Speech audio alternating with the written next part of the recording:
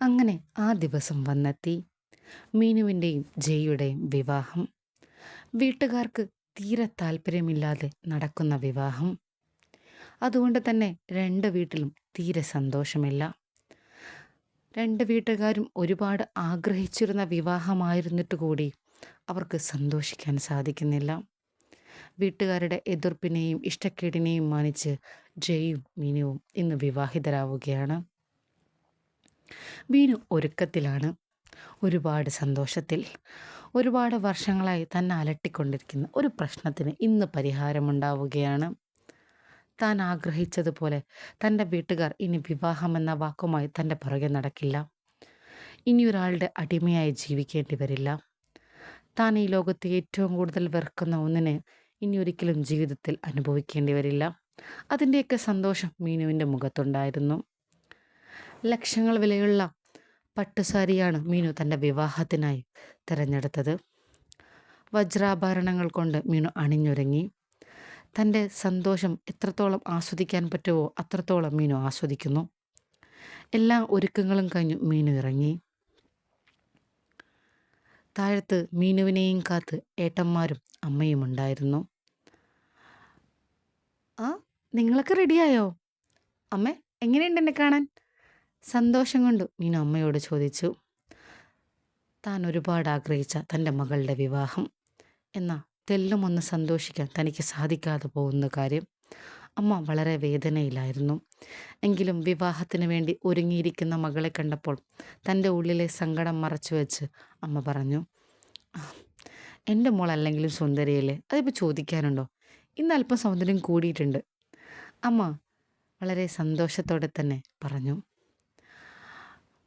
അമ്മയ്ക്ക് ഉള്ളിൽ നല്ല വിഷമമുണ്ടെന്ന് അമ്മയുടെ മുഖം കണ്ടപ്പോൾ മിനുവിന് മനസ്സിലായി. ഏട്ടന്മാരെയും മിനു ഒന്ന് നോക്കി. എല്ലാവരുടെ ഉള്ളിലും വല്ലാത്ത വേദനയുണ്ട്. മിനുവിനത് നന്നായിട്ടറിയാം. താനാണ് ആ വേദന അവർക്ക് സമ്മാനിച്ചത്.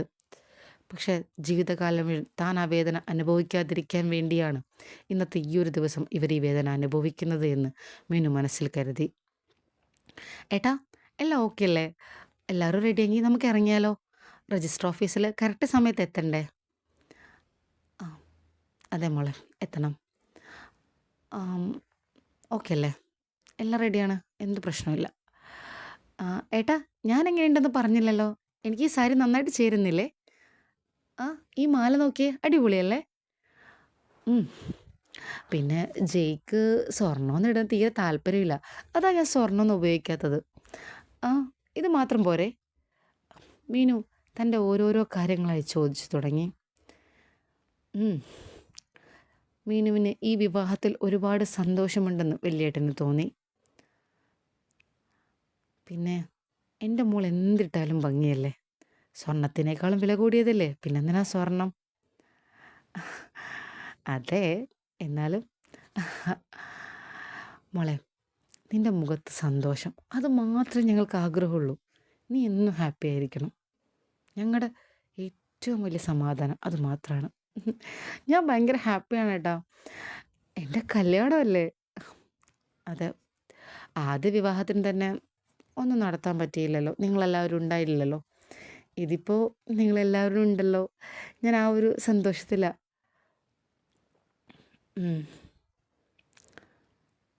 അമ്മ ഓർത്തു തൻ്റെ മകൾ പറഞ്ഞ ആ ഒരു കാര്യം. അവളുടെ ആദ്യ വിവാഹവും ഇങ്ങനെയായിരുന്നു. ഞങ്ങളാരും പങ്കെടുത്തില്ല.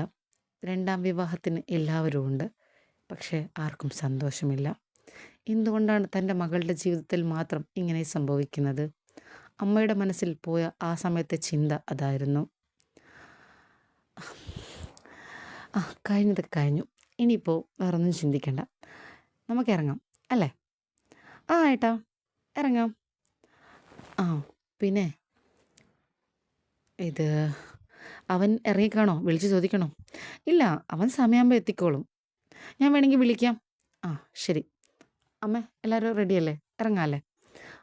ഇറങ്ങാം. ജയുടെ വീട്ടിലും ഇതേ അവസ്ഥയായിരുന്നു. തങ്ങൾ ഒരുപാട് ആഗ്രഹിച്ചതാണ് തങ്ങളുടെ മകൻ്റെ വിവാഹം. പക്ഷേ അത് തങ്ങൾക്ക് തീരെ താല്പര്യമില്ലാത്തൊരവസ്ഥയിലാണ് ഇപ്പോൾ നടക്കുന്നത്. തൻ്റെ മകൻ്റെ വിവാഹം തൻ്റെ മറ്റു പെൺമക്കളോട് പോലും പറയാൻ പറ്റാത്ത നിരാശ. അതോടൊപ്പം ഒരു രണ്ടാം കെട്ടുകാരി അവളുടെ ഭാര്യയാവുന്നു. എത്ര ആഗ്രഹിച്ചാലും ഒരിക്കലും ചിന്തിക്കാൻ പറ്റാത്തൊരു കാര്യം. അതിൻ്റെ എല്ലാ നിരാശയും ജയുടെ അച്ഛനും അമ്മയ്ക്കും ഉണ്ടായിരുന്നു. എടി, നീ അതും ഇതൊന്നും പറഞ്ഞിരിക്കാതെ പെട്ടെന്ന് ഒരുങ്ങാൻ നോക്ക്, നമുക്ക് ആ സമയത്ത് അവിടെ എത്തണ്ടേ. ജയുടെ അച്ഛൻ അമ്മയെ നോക്കി പറഞ്ഞു, എന്തെത്താൻ, ആഗ്രഹിച്ച മകൻ്റെ വിവാഹമാണെന്ന്.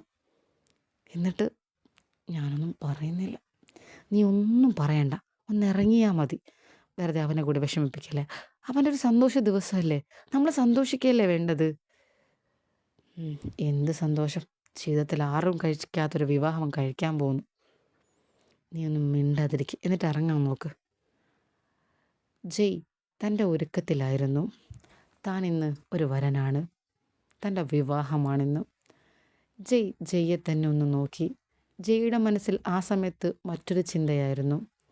ഈ വിവാഹത്തിന് വേണ്ടി താൻ ഒരു രൂപ പോലും ചിലവാക്കിയിട്ടില്ല. തനിക്കും തൻ്റെ അച്ഛനും അമ്മയ്ക്കും ധരിക്കാൻ വേണ്ടിയിട്ടുള്ള ഡ്രസ്സ് മാത്രമാണ് ജയ് വാങ്ങിയത്. അത് പിന്നെ വിവാഹത്തിന് വേണ്ടി വാങ്ങിയാലും വീണ്ടും ഉപയോഗിക്കാം. ആ ഒരു കണക്കിൽ വെച്ച് നോക്കിയാൽ ഒരു രൂപ പോലും ചിലവില്ലാതെയാണ് തൻ്റെ വിവാഹം നടക്കുന്നത്.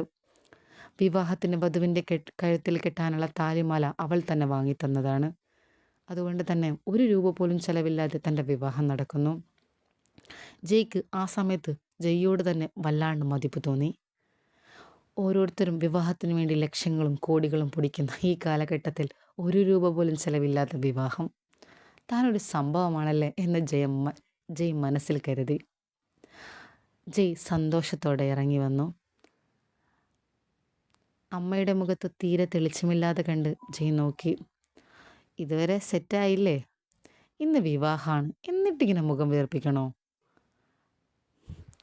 കൂടെപ്പിറപ്പ് പോലും പങ്കെടുക്കാത്തതിൻ്റെ വിവാഹം, ഞാൻ പിന്നെ എങ്ങനെ ഇരിക്കണ്ടേ?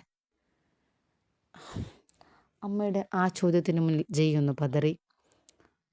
എൻ്റെ പൊന്നുമമ്മ, പ്ലീസ്, നല്ലൊരു ദിവസമായിട്ട് ഇതൊന്നും പറഞ്ഞെന്നെ വേദനിപ്പിക്കല്ലേ പ്ലീസ്. ഞാനൊന്നും പറയുന്നില്ല. അമ്മ മൗനം പോലെ നിന്നു. അപ്പോൾ നമുക്ക് ഇറങ്ങാമല്ലേ പപ്പ? ആ ശരി മോനെ, ഇറങ്ങാം. അങ്ങനെ രണ്ട് വീട്ടുകാരും രജിസ്റ്റർ ഓഫീസിലേക്ക്